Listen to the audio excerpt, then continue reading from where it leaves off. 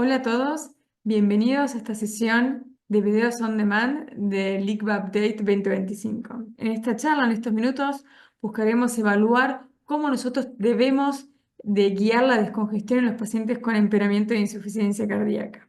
Ya hemos valorado en otros momentos, en otras sesiones, cómo valorar la congestión. Ahora valoraremos el proceso dinámico de descongestión. Para nosotros hablar de descongestión, inicialmente deberemos charlar de tres puntos principales. Primero, cómo entendemos la congestión y un poco de fisiopatología y clasificación, pero únicamente con fines prácticos.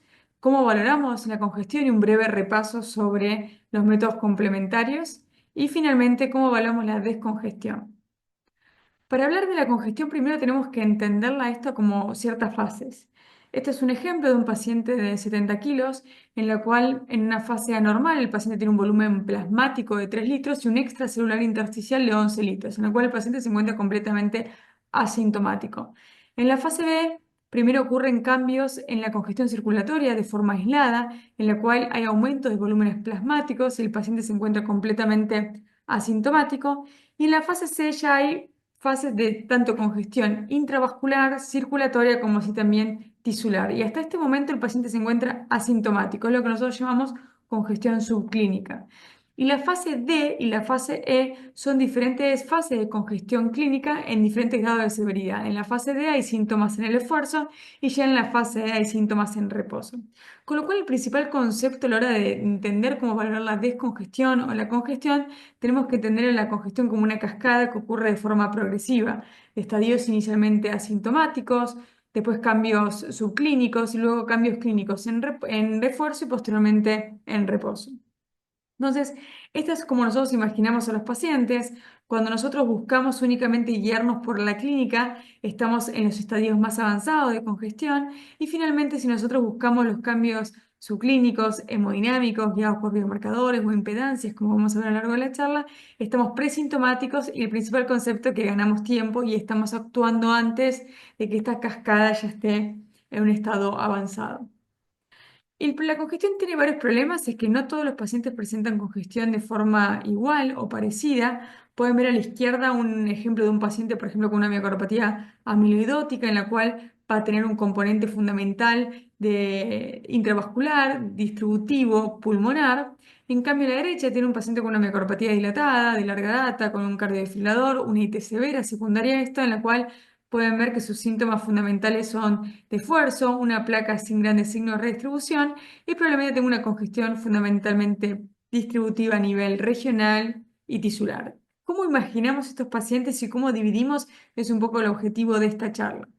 De forma simple o general, siempre hablábamos si el paciente estaba caliente o frío y si estaba seco o húmedo y de qué lado era predominante la congestión. Lo que voy a tener que transmitirles es que lamentablemente estas clasificaciones, si bien son muy útiles a la hora de comentar un paciente o de describir un paciente, cuando nosotros tenemos que pensar en qué método complementario utilizar para evaluar la congestión, nos queda un poco cortos. Así que vamos a tener que hablar de unas nuevas formas.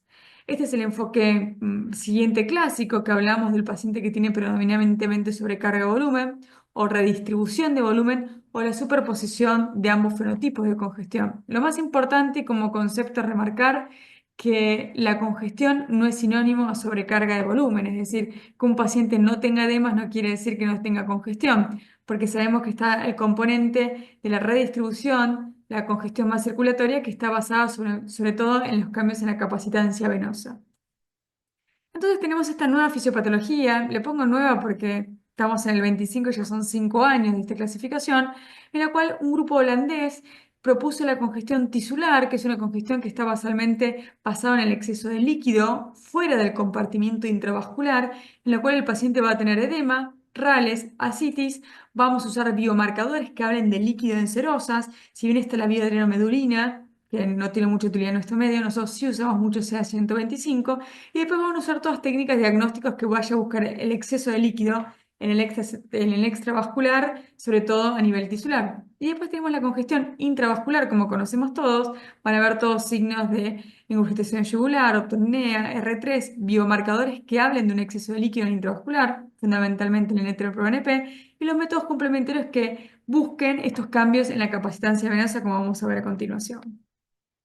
Estos son los tres pacientes que uno tiene que imaginarse: el paciente que tiene las presiones llenas aumentadas, el paciente con congestión intravascular y de congestión tisular. Si nosotros empezamos a pensar de esta forma, nos va a ser mucho más fácil pensar a los pacientes, pensar cómo evaluarlos, tanto para hacer el diagnóstico como para evaluar la descongestión subsiguiente. Pero lamentablemente en la clínica no hay pacientes puros. Ustedes probablemente se estén imaginando pacientes que le ocurre todo al mismo tiempo, y lo cual es cierto. Sobre todo se imaginan cómo es la cascada o cuál es el fenotipo de congestión del paciente o la etiología de base. Los pacientes pueden presentarse de formas puras o combinadas. Nosotros tenemos a nivel a la izquierda el ejemplo del paciente, por ejemplo, con una micropatía amiloidótica, un paciente con una IM, o el paciente que tiene una insuficiencia cardíaca con fracción de eyección preservada y tiene una F alta respuesta. Acá los cambios van a ser más bien redistributivos. En cambio, al lado de la derecha tenemos el paciente, como hablamos, que tiene edema, que tiene ascitis, y después en el medio tenemos un fenotipo mixto. Generalmente en la internación vemos más mixtos, pero probablemente si nosotros actuamos temprano veamos una forma más pura. ¿Y por qué nos basamos tanto y hablo tanto del examen complementario? Ya hemos charlado en múltiples oportunidades que el examen físico tiene un valor limitado, especialmente como pueden ver, la sensibilidad de la ingurgitación yugular, por ejemplo, no llega a ser el 40%, de los rales crepitantes el 60% y de los edemas el 50%, con lo cual los típicos signos que nosotros buscamos en la internación cuando revisamos un paciente o en nuestro consultorio para valorar si tiene congestión es casi como tirar una moneda. Si es positivo, o sea, tiene un valor predictivo positivo, pero tengamos en cuenta que hay algunos que no son específicos de insuficiencia cardíaca, y muchas veces el paciente puede estar congestivo sin presentarlo. Y uno me puede decir, bueno, en las formas más avanzadas de insuficiencia cardíaca, en las formas de los pacientes que presentan insuficiencia cardíaca en las formas más graves, aún así, en las formas avanzadas, el valor predictivo negativo, es decir, que no tenga el signo me descarte insuficiencia cardíaca, también estamos cerca del 50, es decir, casi tirando una moneda.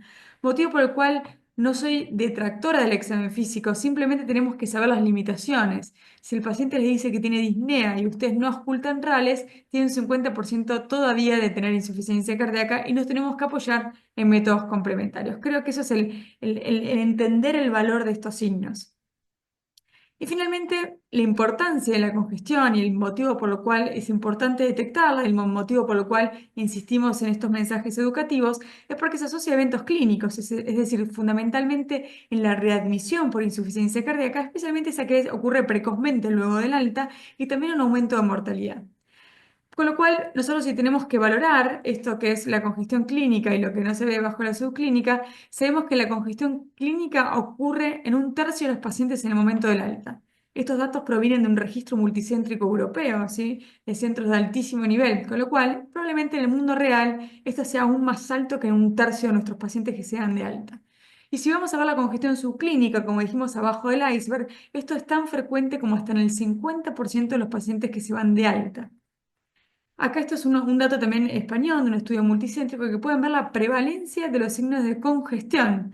Pueden ver que lo más frecuente es la disnea, pueden ver que son los rales, como así también el edema, lo cual es bastante llamativo. El paciente consulta por un signo y probablemente se vaya con el mismo signo al momento del alta.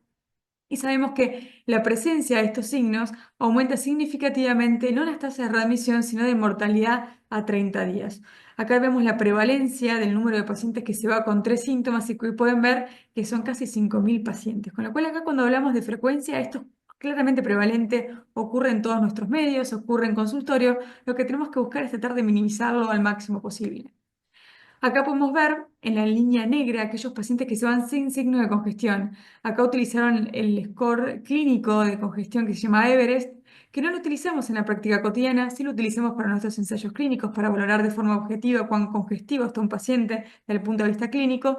Y acá pueden ver que tanto en lo que es mortalidad, como hospitalizaciones, perdón, pueden ver que es lo más bajo en comparación a los otros niveles de congestión. Pueden ver que en aquellos pacientes que tienen 3 a 9 puntos del score Everest, la mortalidad aumenta en casi el 60% en comparación al 25%. Con lo cual acá no estamos hablando de pequeños detalles clínicos, no estamos mirando algo sutil, sino estamos hablando de evaluar clínica y evaluar congestión, que claramente se traduce en un aumento de la mortalidad.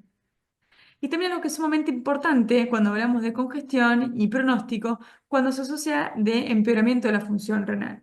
El empeoramiento de la función renal es una entidad que ocurre sumamente frecuente, sobre todo en los pacientes que están hospitalizados por insuficiencia cardíaca, en la cual uno cuando ve que el riñón empeora de un día para el otro, lo primero que piensa es hay que pasarle líquido, hay que bajar diuréticos.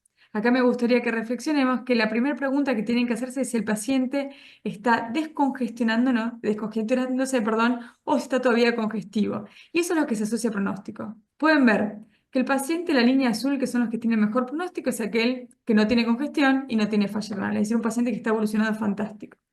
En la línea verde es aquel paciente que no presenta congestión, pero que sí presenta empeoramiento de la función renal, con lo cual acá lo que marca qué es el pronóstico no es tanto el riñón, sino si el paciente se encuentra en un momento de descongestión. Y obviamente los siguientes puntos es en aquel que presenta congestión sin empeoramiento renal y aquel con congestión y empeoramiento renal que tiene el peor pronóstico. Así que cuando hay un empeoramiento renal, primera pregunta es si el paciente está descongestionándose de forma adecuada. Bien.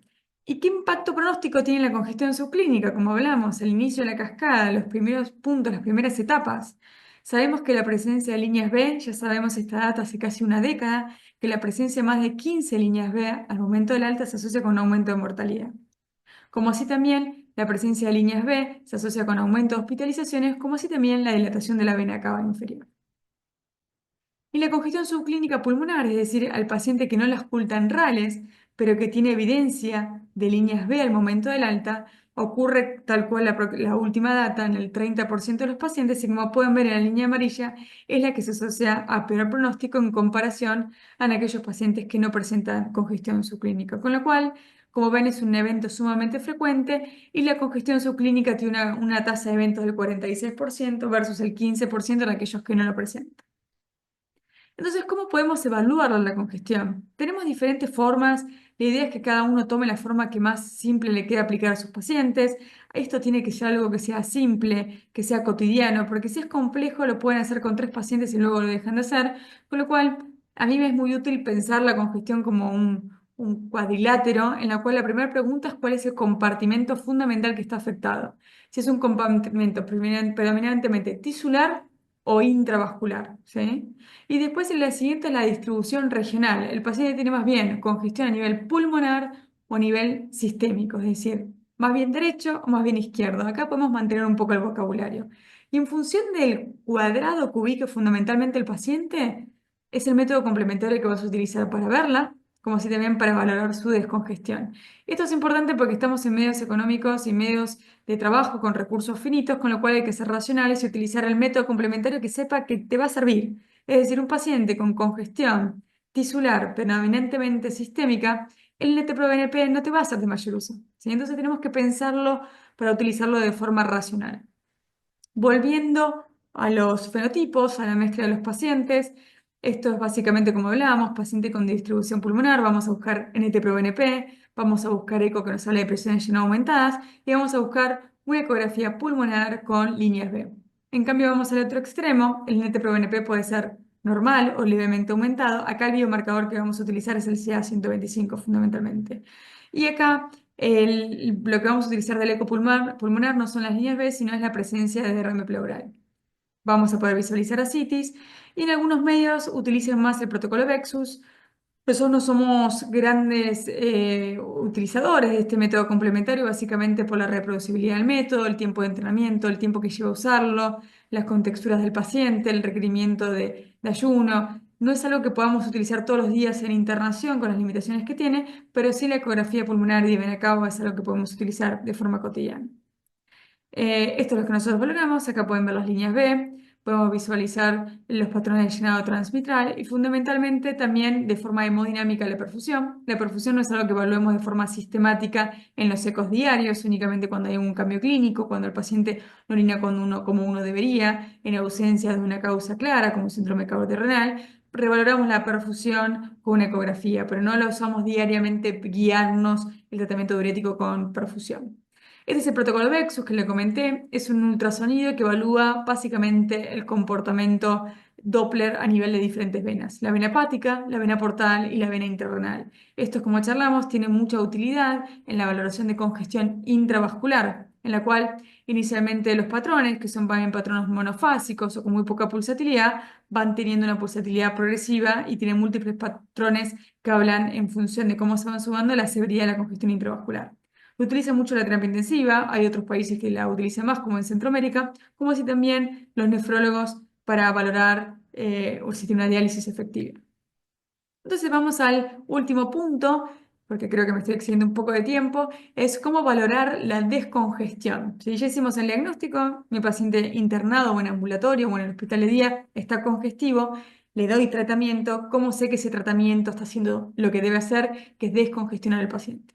Fundamentalmente quise dividir las herramientas que tenemos disponibles en nuestro medio, en diferente grado, en cuatro fundamentalmente.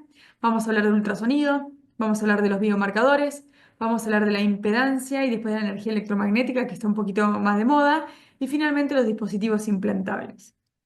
El primer punto, el ultrasonido, la prueba que más evidencia tiene es el ultrasonido pulmón. Tiene 3 ensayos clínicos que son en pacientes en periodo vulnerable, en pacientes ambulatorios, en la cual la utilización de ultrasonido, fíjense que en cortes pequeñas de pacientes, redujo el punto final combinado de eventos de insuficiencia cardíaca y mortalidad en ambos casi todos en entre el 50%. Es decir, guiar la descongestión puede disminuir el riesgo de muerte o de hospitalización en el 50%. Y en el protocolo Vexus hay muy poca evidencia en términos de ensayos clínicos. El único que hay, y ese motivo por el cual en mi práctica no lo utilizamos, es que no agrega valor pronóstico adicional guiar la terapia por Vexus en comparación a Venacaba y sí agrega complejidad.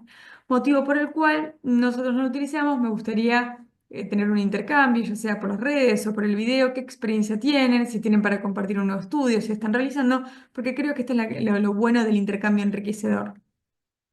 Y finalmente, un poco mostrando capaz nuestra posición o nuestras convicciones de cuáles son los mejores métodos, hemos diseñado ya hace 2 años el ensayo clínico CABAL, que fue un ensayo clínico que usamos valorando la ecografía de pulmón, tanto la presencia de líneas B como derrame pleural, y la ecografía de vena cava inferior, guiando la decongestión en pacientes hospitalizados por insuficiencia cardíaca tan pronto como se presentaban las 24 horas durante toda la hospitalización, con el objetivo de dar de alta en pacientes con presencia de descongestión efectiva y compararlos con el estándar of care, con un estándar of care exigente, con un camino crítico, guiado por los médicos tratantes, como así también con un checklist al alta, con lo cual era un buen estándar of care. Hicimos un seguimiento a 90 días. Lo que hicimos fue hacer esta cascada de congestión que tanto nos gusta, de colores y un muy buen concepto, en lo cual de forma gradual dividimos al CABAL en 3 grupos fundamentales, con puntos de corte que no los elegimos de forma arbitraria, sino que son un punto de corte que la evidencia ha remarcado. En el caso A, que son pacientes de buen pronóstico, en el caso B, en amarillo, pacientes que se aumentan con hospitalizaciones, y rojo, como hablamos, que se aumentan con mortalidad. Uno de los grandes problemas de casi todos los métodos, desde ya sea el Swan-Ganz, NT-proBNP o ultrasonido, es que al médico le dicen lo que tiene, pero no le dicen qué hacer con eso. Entonces, hemos diseñado un algoritmo de actuación basado en lo que nosotros hacemos en la práctica y sumamos el protocolo CABAL, que básicamente es lo que hacemos diariamente. Algo importante es que a todos los pacientes se les hacía eco, pero únicamente los pacientes de rama activa recibían la información por un correlave externo sobre la data del paciente. El resto era completamente ciego y los médicos que informaban en el correlave externo no informaban los datos. Creo que no es sorpresa para nadie lo que venimos conversando, es que guiar el tratamiento descongestivo, obviamente los pacientes se van mejor al alta, creo que eso no es novedad, pero lo que sí es novedad es que eso se asoció de forma significativa desde el punto de vista estadístico a una reducción casi de la mitad de un punto final combinado de eventos de insuficiencia cardíaca y de muerte a 90 días. No teníamos la potencia estadística calculada para encontrar este punto final secundario, por eso digo que es una sorpresa, pero creo que va en consonancia con las proporciones evaluadas en los diferentes ensayos clínicos y también va en apoyo de que si el paciente se va de alta bien descongestionado, la probabilidad de que tenga un evento baja drásticamente. Posteriormente a nuestro ensayo CABAL, se publicó el Consenso Europeo de Cardiología, hicieron un position statement en la cual es la primera vez que nos dicen cómo evaluar y cuáles son los targets de descongestión, es decir, cómo dar de alta al paciente. Básicamente tenemos una evaluación clínica en la cual el paciente esté en un óptimo estado congestivo, que tenga una pérdida de peso, que el paciente tenga una mejoría en la clase funcional y que tenga signos vitales normalizados, es decir, que no esté ni hipotenso, ni hipertenso, ni tampoco la frecuencia cardíaca, ni bradicardia, ni una arritmia no controlada. Eso creo que es sensato para todos, no hay ninguna sorpresa. Incluye los péptidos natriuréticos, en la cual utilizaron fundamentalmente un delta NT-proBNP del 30%. Y después tenemos las imágenes, que es nuestro caballo de batalla para valorar la descongestión. Uno puede ser la placa, las presiones de llenado. En estos casos nosotros por la practicidad y por la radiación no usamos radiografía de tórax seriado, usamos al ingreso y posteriormente ante un cambio clínico. Las presiones de llenado tampoco las valoramos diariamente y lo que utilizamos de forma cotidiana son estos dos métodos. Y algo que nos dio mucha tranquilidad, que los puntos de corte que los expertos definieron como óptimos fueron los que nosotros entendíamos que era como teníamos que dar de alta a los pacientes, con lo cual esto refuerza los diferentes criterios de dar de alta. Lo que hicimos fue como un subanálisis, es clasificar en óptimo, inaceptable y en no aceptable acorde a los criterios europeos y pueden ver que en aquellos pacientes óptimos la probabilidad de tener un evento de descompensación es menos del 10% y en cambio en el otro es mayor, casi por el 50%. Y eso obviamente que se asocia a una reducción estadísticamente significativa del NT-proBNP. Con lo cual, todo apoya al misma herramienta, misma solidez y los mismos puntos de corte en el último tiempo. Siguiendo ahora con los biomarcadores, debo decir que es donde hay un poquito más de controversia, ¿sí? No solamente por la accesibilidad, sino qué es lo que ha dicho la evidencia. Primero que la poca evidencia que hay del tratamiento guiado por NT-proBNP es completamente inconclusa. Hay metaanálisis que han englobado un montón de pacientes donde tiene muchísima heterogeneidad y es inconclusa. Da claramente mucha pena el ensayo Guided, en la cual uno de los errores metodológicos que tiene este ensayo clínico es que no han hecho una randomización de tratamiento guiado por NT-proBNP versus Standard of Care por centro, sino que era por paciente. ¿Y qué suelen hacer los médicos cuando empiezan a tratarte un día de una forma, otro día con otra? Empiezan a tratar a todos los pacientes de la misma forma, con lo cual no se puede saber exactamente cuál fue lo que cambió, si tampoco tiene algoritmo de tratamiento, con lo cual el ensayo Guided lamentablemente no pudimos obtener la información que estábamos buscando. Y el Prima 2, que ya tiene muchísimos también años, también no nos ha dado que el delta NT-proBNP no nos ha ayudado a reducir el riesgo de eventos luego del alta. Así que el NT-proBNP es un poco controversial, no lo utilizamos de forma cotidiana. Después, si queremos pensar, bueno, si yo uso el NT-proBNP para ser más agresivo a la hora de titular tratamiento médico dirigido por las guías, también nos dice que no debemos guiarlos, es decir, a todos los pacientes independientemente del nivel de NT-proBNP debemos darle el máximo dosis o las máximas drogas que el paciente pueda tolerar para reducir el riesgo de eventos, independientemente del NT-proBNP, por lo cual acá tampoco tiene una gran utilidad. Y finalmente el CA-125 es un biomarcador que personalmente me gusta mucho porque no depende de la función renal, es accesible, es barato, no interactúa tampoco con el peso como el NT-proBNP, está menos influenciado por otras comorbilidades cardiovasculares, pero tenemos como problema que esta molécula tiene este biomarcador tiene una vía media larga de 7 a 10 días, con lo cual, y además tiene como un cierto lag para aumentar, lo cual hace que no sea un gran biomarcador en el agudo, ¿sí? Porque los pacientes no podemos hacer estrategias de cambio de dosis cada 7 10 días, que es cuando el biomarcador va a cambiar, pero sí tiene una gran utilidad luego del alta para guiarlos. Y algo que también me gustaría es que esta evidencia se haya demostrado en otros grupos de trabajo. Lamentablemente toda la evidencia que hay disponible en torno a este grupo es un grupo de trabajo muy sólido, un grupo muy admirable que son pioneros a la hora de manejar la insuficiencia cardíaca, el grupo de Valencia, pero lamentablemente todos no han mostrado una reproducibilidad en otros ensayos clínicos, así que siempre voy a estar atenta en esta nueva evidencia. Siguiente punto es la impedancia en la energía electromagnética. Acá me gustaría comentarles el sistema REDS, es un sistema de una marca registrada, que esto es bastante más novedoso, ¿sí? Todos conocen las bioimpedancias como hace 10, 15 años. Cuando hablamos de impedancias, hablamos básicamente de energía electromagnética, este tipo de tecnología, en la cual lo que utilizo es la medición no invasiva del líquido pulmonar a través de dos sensores, como pueden ver que se colocan en la parte anterior y posterior del tórax, con una medición que dura aproximadamente unos 45 segundos. Por este cable lo conecta al monitor, nos da un valor que vamos a ver ahora qué significa, y ese valor se comunica inmediatamente con una central de datos que visualiza el médico. Estas mediciones las hacen las enfermeras. He rotado en centros médicos donde esto ya es el standard of care, que lo utilizan los enfermeros. Es un lujo porque evalúa la congestión subclínica. Como va el enfermero, le mide la saturación, la tensión arterial y mide qué nivel de congestión tiene el paciente a nivel pulmonar. Esto nos va a dar información, como pueden ver acá a la derecha, cuál sería el optivolemic, sería el menos del 35% el punto de corte que se busca para buscar descongestión. Y esto tiene una gran correlación con la presión wedge, con lo cual me parece fantástico.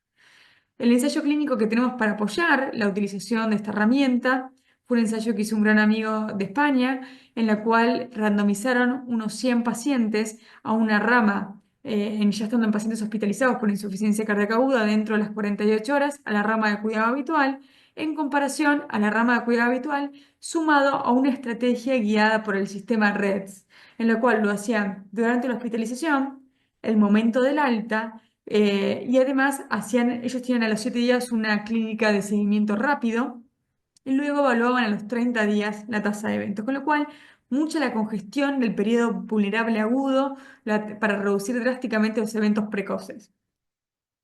Entonces podemos ver la tasa de eventos, como venimos todo hablando en consonancia, en la estrategia guiada por el sistema REDS se redujo de una forma estadísticamente significativa a favor de esta herramienta.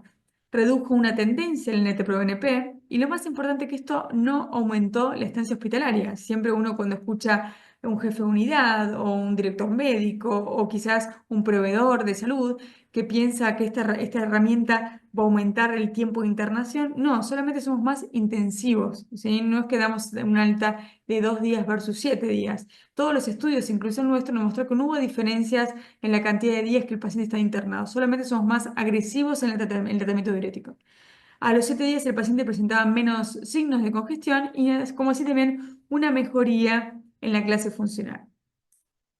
Y como último punto, que creo que nos estamos alejando un poco en qué es lo que está disponible, estamos con los dispositivos implantables. Como hablamos de dispositivos implantables, como método estrella tenemos CardioMEMS, que es un dispositivo que se encuentra en la arteria pulmonar, que evalúa las presiones de forma continua y lo que se hacen son medir y tratar tendencias, ¿sí? No se tratan parámetros, tratan tendencias de la evaluación de pacientes. El estudio de estrella es el Champion, en la cual eso hizo que en las guías se encuentre con un nivel de recomendación 2B, en la cual se puede considerar la utilización de este dispositivo en los pacientes parecidos al Champion, y se acumularon en los últimos dos estudios, fue el Monitor HF, en el cual sabemos que redujo la tasa de hospitalizaciones por insuficiencia cardíaca, como así también la capacidad funcional. El estudio Guide HF fue un estudio un poco injusto porque atravesó la pandemia, por un estudio de su análisis preespecificado puedo encontrar cuando se divide pre-pandemia puede haber un beneficio, ¿sí? Y finalmente el último ensayo multicéntrico, como de 50 centros en Alemania, en la cual está evaluando 500 pacientes, independientemente de la fracción de eyección, en clase funcional 3, con un reciente evento, la utilización de este dispositivo guiado por enfermeras, con lo cual creo que en función de esos tres ensayos, de un comentario completamente personal, sí considero que las recomendaciones sí podrían ser actualizadas especificando el grupo de pacientes que se pueden beneficiar de la reducción de la tasa de eventos, pero ya tenemos dos ensayos clínicos que reducen la tasa de hospitalizaciones, con lo cual me parece más que un 2B, me parece un 2A. Pero bueno, esto lo veremos para las próximas guías y creo que en un futuro veremos si el tiempo nos dio la razón. Así que en este gráfico quisiera resumirles cuáles son las principales estrategias para guiar la descongestión. Tenemos los dispositivos implantables, que podemos decir que han sido positivos, el ultrasonido de pulmón, los tres principales ensayos que hablamos, sumado a nuestro ensayo que es más reciente, y después tenemos toda la tecnología de impedancia, sobre todo lo que es electromagnética con la energía, con el estudio REDS. Los estudios con NT-proBNP nos han mostrado ser positivos, son neutrales, motivo por el cual no sugerimos utilizar en la práctica cotidiana.